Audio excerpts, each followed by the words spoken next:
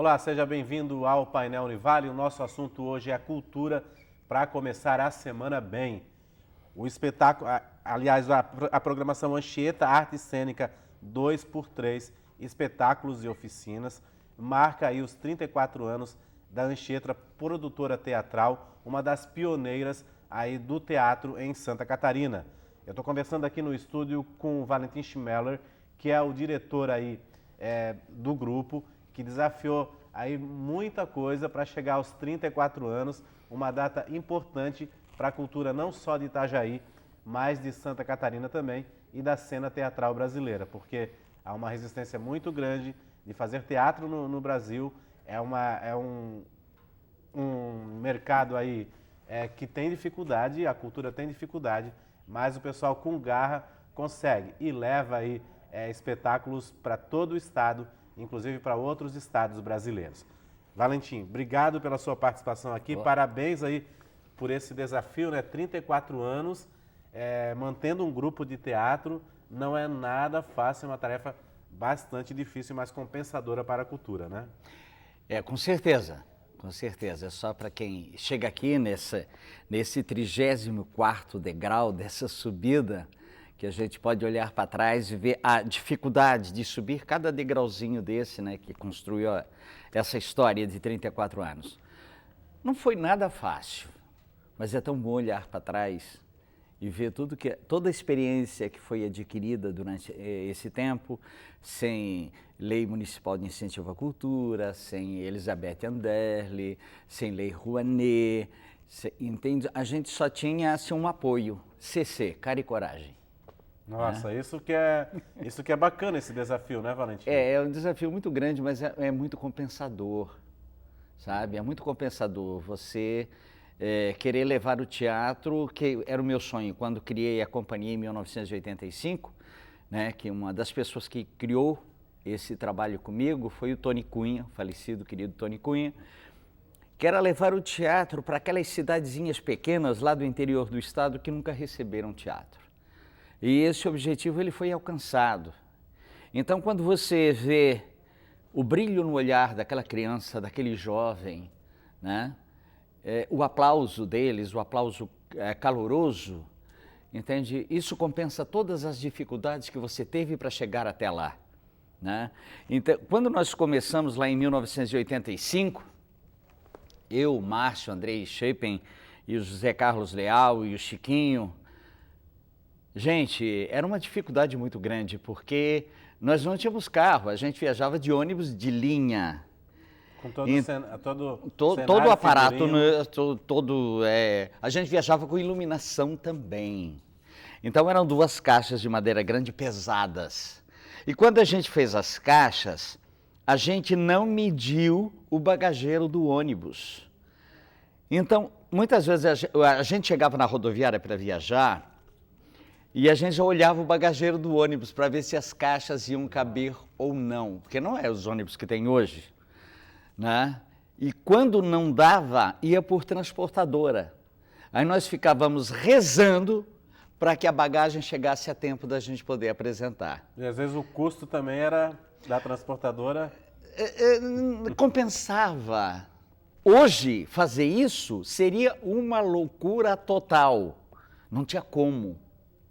Naquela época era tranquilo, compensava. O preço do ingresso era baratinho, mas não havia o desemprego que tem hoje. Não havia. As crianças tinham dinheiro para poder pagar aí no teatro, não tinham teatro de graça. Era baratinho. O valor do ingresso nas escolas, ele sempre variou na faixa do preço de um refrigerante, talvez um pouquinho a mais. Então a criança tinha esse dinheiro. Aí o volume compensava, era tranquilo a gente viajar, não tinha problema, sabe? Agora hoje, viajávamos em 4, já viajamos em 6 pessoas, hoje viajar em 2 pessoas, a dificuldade é extremamente grande. Hoje tem que ter a lei de incentivo na realidade, né? Tem que ter. Infelizmente hoje o artista brasileiro, ele tem que se curvar, na verdade ele quis se curvar, né, às mãos, né, dos governos, e nós, artistas, nos tornamos dependentes de um governo, né? Estamos amarrados ao sistema, digamos assim. Agora, além dos personagens, das personagens, tudo que você faz no palco e tudo mais, você é um grande personagem da cena teatral catarinense. Você já veio aqui e falou que você começou uma carreira lá em Curitiba, né? E Sim, retornou. Por quê? Você podia estar no cinema, nas novelas aí, por que você retornou para Itajaí e se impôs a esse desafio? Na época, isso foi ano de 1977, na época meu sonho, que já fazia teatro aqui, eu comecei lá em Bituba em 1966, depois vim para cá, e o meu sonho era a televisão, né? Meu sonho era a televisão, o espelho mágico, né? Era o meu sonho. E aí um dia eu soube que estavam fazendo o teste em Curitiba, na Rede OM de Comunicações, que era uma transmissora da Tupi na época, entende, para fazer especiais de televisão. Eu larguei tudo e mandei para lá para fazer o teste, passei no teste, graças a Deus. E durante um ano eu fiquei na televisão em Curitiba, né? E tive uma experiência maravilhosa dentro da televisão, não posso dizer que não. O que eu não gostava era de muita coisa que eu via lá dentro, que eu achava desonesta, que eu até nem vou comentar aqui. Então isso me desgostou, entende, dessa coisa que aconteceu lá, o que as pessoas faziam para aparecer na tela de uma TV, né? E os grandões, o que faziam também para... Bom, em suma, eu consegui entrar pela porta da sala dentro da televisão, né? E foi uma experiência boa. Tive a oportunidade de trabalhar com grandes atores do cenário paranaense, do teatro, né? Lala Schneider, Odelair Rodrigues, Nelson Morrison, Ayrton Miller, em suma, tanta gente importante do teatro paranaense e que me ensinaram muita coisa do que eu sou hoje, eu devo a esses mestres do teatro paranaense, né? Então foi muito importante.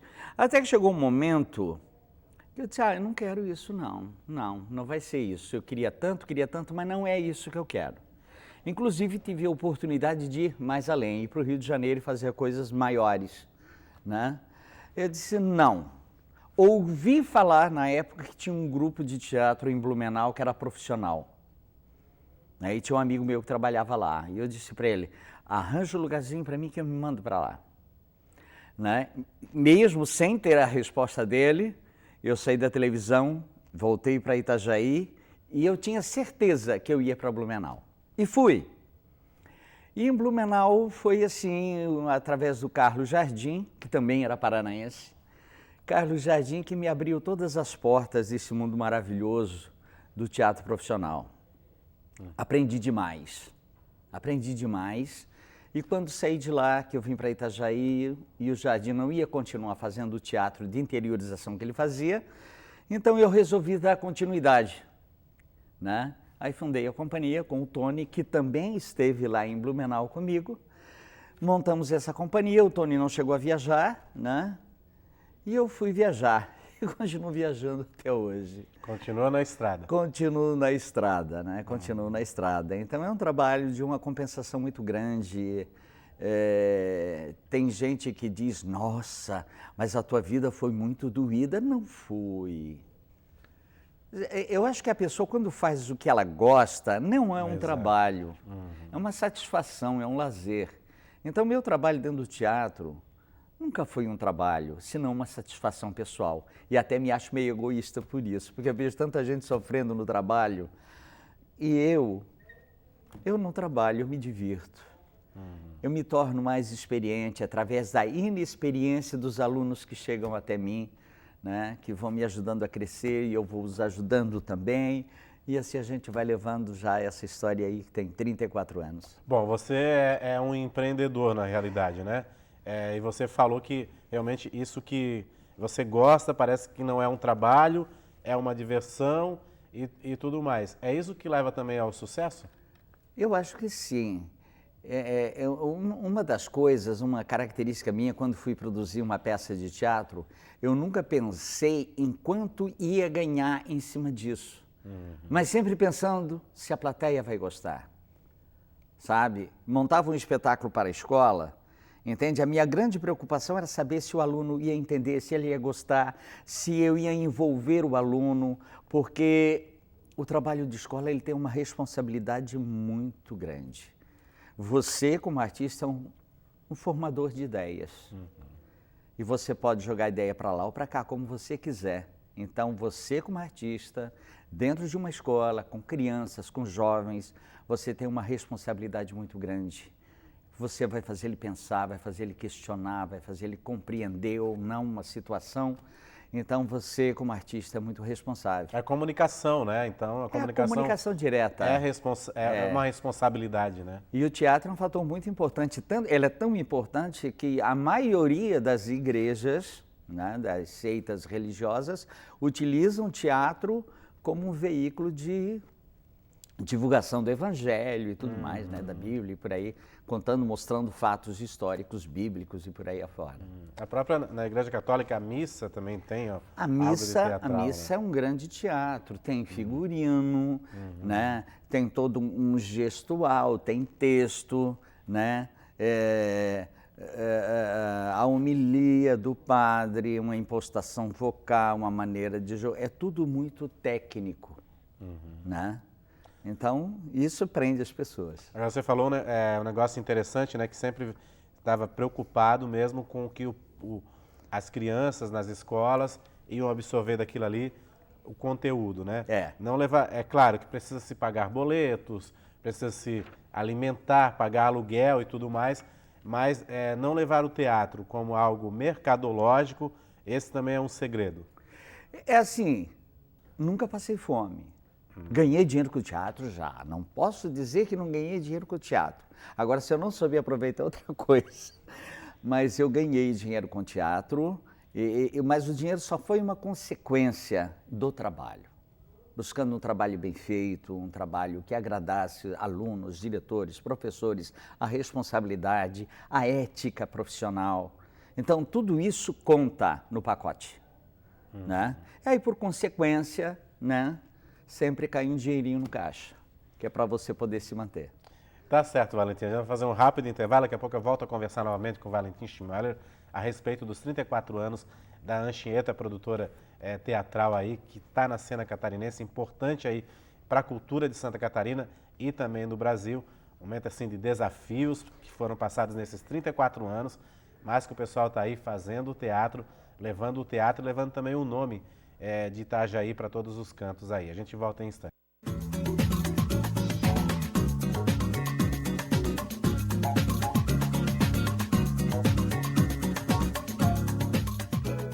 Olá, estamos de volta com o painel Univale. Hoje o nosso assunto é cultura. Para você que sintonizou a TV Univale agora, o nosso convidado aqui no painel Univale é o Valentim Schmeller, diretor aí da Anchieta, produtora teatral, que está comemorando 34 anos, um marco histórico para o teatro de Itajaí, para o teatro de Santa Catarina e também para o Brasil.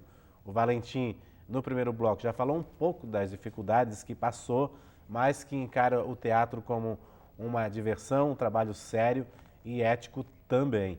Agora eu vou falar um pouquinho para você, Valentim, o que o público espera nesses 34 anos. Você está com alguma produção aí, vai viajar? Eu sei que a estrada é aí o grande mote aí da Anchieta, né? O Anchieta Arte Cênica, ele se divide em 3 partes, né? Ele se divide na parte do curso de teatro, né, que é o curso básico, que acontece 2 vezes por ano. Por outro lado, bagagem cênica, que é o lado profissional, que a gente viaja por todo o estado levando teatro. E o AECA, que é a nossa escola de teatro, que é uma escola que acontece todos os finais de semana, domingo, das 7 ao meio-dia. Que todo mundo acha que é uma loucura, às 7 horas da manhã, mas esse é o horário que funciona, né? E dentro desse projeto do ano dos 34 anos, já tem um projeto 2x3, que são 3 oficineiros, né, que os 3 já vieram esse ano, a Vera Colasso, Pepe Cedrez e a Vanderleia Will, né? E já teve um espetáculo no primeiro semestre, que foi um inspetor geral, que foi fazendo parte desse projeto, que foi lindo, foi maravilhoso. E agora em novembro, 16 e 17 de novembro, estreia o outro espetáculo dentro desse projeto, que é Lisístrata, a greve do sexo.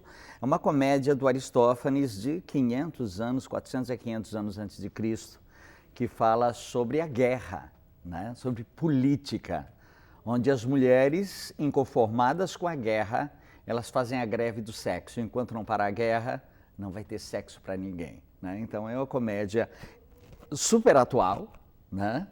E que fala uma coisa tão simples. Ah, é? Vai ter violência? Então não tem prazer. Entendi. Então, a gente, 16 e 17 de novembro, estreia a Greve dos Sexos, que aí encerra o projeto desse ano.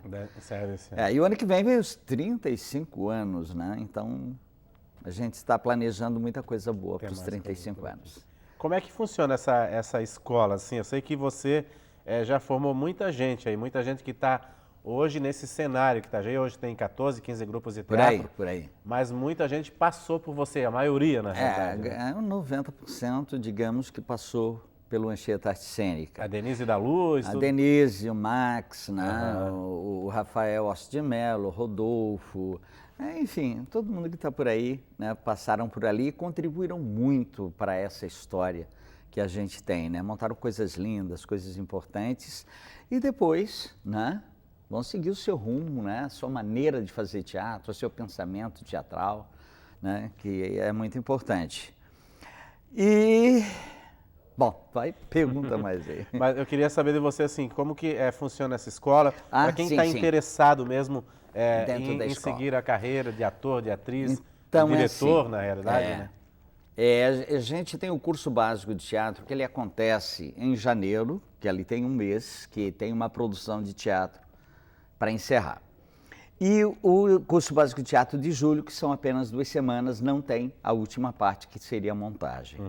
Então, dali, a gente escolhe algumas pessoas que você tem afinidade, que tem disciplina, né? Não precisa ter todo aquele talento, mas tem disciplina e vontade. Então, essas pessoas são convidadas para a escola, né? Aí muita gente, mas quanto paga por mês? Quando eu digo que não paga nada, as pessoas, mas como que tu vive? Eu vivo do meu teatro fora, né? E a escola, os alunos, para dizer que eles não pagam nada, eles pagam 5 quilos de alimento não perecível para formar a cesta básica e entregar para necessitados. Nossa. É isso que é feito, né? Atualmente a gente tem uma ligação também com Arte nos Bairros, onde a gente abre algumas vagas, né? Porque, na verdade, o AECA é o Arte nos Bairros mais antigo da cidade, que ele tem 25 anos, entende? Nunca foi cobrado de nenhum aluno. Ali tem o preto, tem o branco, tem o rico, tem o pobre, tem classe média, tem tudo ali dentro. E não há a menor distinção entre um e outro. Não tem o privilégio porque é o mais rico, porque é o mais... isso não existe, porque ninguém paga a mensalidade. Isso que é bacana, né? Isso, sabe, o dia que eles tiverem que pagar, vai ficar muito sem graça. Aí não tem graça. Eu faço questão que eles não paguem nada. Eles pagam no domingo de manhã, porque a gente entra às 7 horas da manhã. Então, ali pelas 9 horas, está todo mundo morrendo de fome, né? Então, aí cada um dá um dinheirinho, faz uma vaquinha e compramos um café, né, coletivo. Aí tem um intervalo de 15, 20 minutos, onde a gente toma café, bate papo, ri, se diverte e depois voltamos às nossas atividades. É um lugar muito sadio, né, onde os pais podem deixar os filhos com tranquilidade, porque ali não tem droga, não tem nada disso. E quantos chegaram ali já usando droga e já deixaram a droga? Que bacana isso. Então, tem um lado social muito grande. Mas não foi pensando nisso que eu criei o AECA. Na verdade, foram alunos que trouxeram essa proposta, né? Isso em 95, que eles queriam dar continuidade. O que eu podia fazer? Eu disse, queridos, eu viajo a semana inteira. Eu chego sexta-feira à noite e viajo domingo à tarde. O que eu tenho aqui é sábado e domingo de manhã. Serve? Ai, tá ótimo. Aí eu botei um quesito lá, né? Eu faço, mas a porta fica aberta. E a cada curso básico de teatro, novas pessoas são convidadas para entrar. Então é uma escola que sempre está entrando gente, sempre está indo se renovando A cada 6 meses se renova um monte de gente. Entra outros e sai outros. E assim vai. Muita gente procura o teatro também não só para seguir a carreira de ator, de atriz, mas para melhorar a comunicação e expressão, por exemplo? É o que mais tem. É o que mais tem. E o teatro dá essa possibilidade, né? Claro que dá, né? Claro que dá. Principalmente estudantes de direito, né? Sempre tem 5, 6, 10, né, que fazem direito, que vão para lá para trabalhar esse lado da comunicação, perder a timidez e coisa e outra, né? Que agrega na profissão isso, né? Demais, né? Demais. Eu, por exemplo, sou uma pessoa extremamente tímida. Aí você está falando aqui, não para de falar. É uma outra coisa. É porque, por exemplo, eu saí de casa já sabendo que ia ser entrevistado. Então você já coloca aquela máscara, né? Tá ali. É como a Fernanda Montenegro fala. Que ela fala que a Arlete é da pá virada. E a Fernanda é comportada. É atriz que as pessoas querem ver. Mas a Arlete, que é ela, é da pá virada. Então, eu sou uma pessoa, mas quando eu estou em público, sem querer, você coloca essa máscara. Mas no fundo, eu, Valentim, nossa, eu pago para não falar. Valentim, você, em todos esses anos, também já foi para a carreira de escritor? De escrever peças? Escrevi muita coisa, mas nunca fui interessado assim em publicar. Escrevi conforme a necessidade, principalmente em curso básico de teatro, né? Então eu escrevi, tem uma peça que agora vem no final do ano, no começo do ano, que é o Cristão, Ser ou Não Ser, ai meu Deus, que confusão, que eu escrevi na época do Brasil 500 anos, né? Para questionar essa coisa do cristão. Não é um espetáculo engraçado, divertido, reflexivo, que não levanta nenhum tipo de bandeira, apenas mostrando as coisas das religiões, muitas vezes um tanto quanto absurdas, né? Que se a gente vê no palco, você para, pô, é isso mesmo, né? Então, escrevi também o Tastola, que conta a história de 2 peixeiras itajaienses, que é uma comédia do começo ao fim. E escrevi, gente, já escrevi tanta coisa. Bastante coisa, né?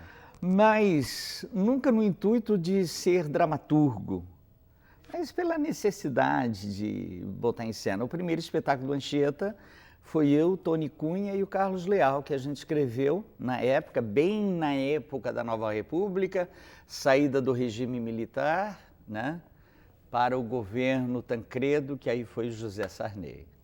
Foi bem naquela época. Então, todo o espetáculo tinha aquele contexto político, né, da Nova República, sabe?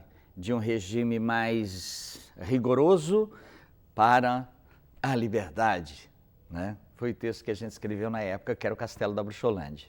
Bacana. Valentim, nosso programa está chegando ao fim. Uau. Passa muito rápido, né? Muito rápido, muito demais. Rápido.